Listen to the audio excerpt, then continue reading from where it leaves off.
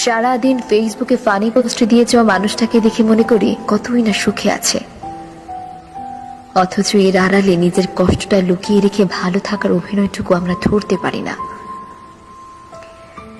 ক্লাসের মেয়েটা সবার সাথে হাসি খুশি ভাবে চলে দেখে অনেকেই ধরে নেয় মেয়েটার হয়তো কোনো কষ্টই নেই, অথচ দিন শেষে দেখা যায় সেই মেয়েটাই বড্ড একা। যে ছেলেটা ক্লাসের সবাইকে মাতিয়ে রাখতো তারও গভীর রাতে একা একা চোখের জল মুছতে হয়। বন্ধুদের আড্ডায় যে বন্ধুটা না থাকলে আড্ডাটাই জমে না। খোঁজ নিয়ে দেখো, ওই বন্ধুর কষ্টের সময় একজন বন্ধুও খুঁজে পাওয়া যায় না।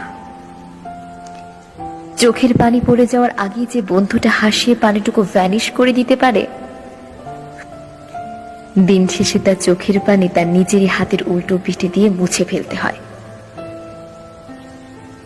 প্রেমিকার মন রক্ষা করতে গিয়ে কত প্রেমিক তার নিজের পছন্দগুলোকে বিসর্জন দিয়েছে তা অনেক প্রেমিকারই অজানা।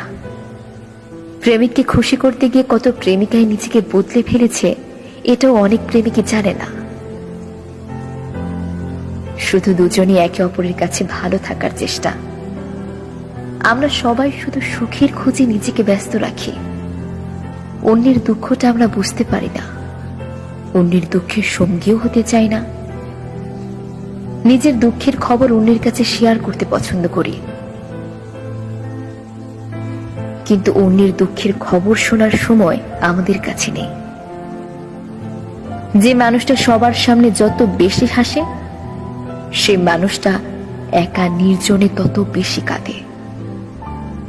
যে মানুষটা সবাইকে যেভাবে মাতিয়ে হাসায়, সে মানুষটাকে হাসানোর মতো কাউকে সে খুঁজে পায় না। যার হাসি যত বেশি সুন্দর, তার কষ্টটা ঠিক ততটাই ভয়ঙ্কর। অল্পতেই রেগে যাওয়া মানুষগুলোকে আমরা বুঝতে পারি না।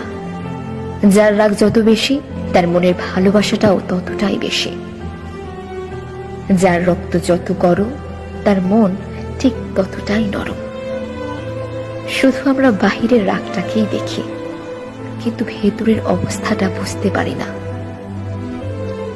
চোখের দৃষ্টিতে আমরা যাকে যেভাবে দেখি, সেভাবেই তাদের বিচার করে ফেলি, অথচ এর মাঝে লুকিয়ে থাকে কত শত জীবনের গল্প, যা আমরা বুঝতে পারি না।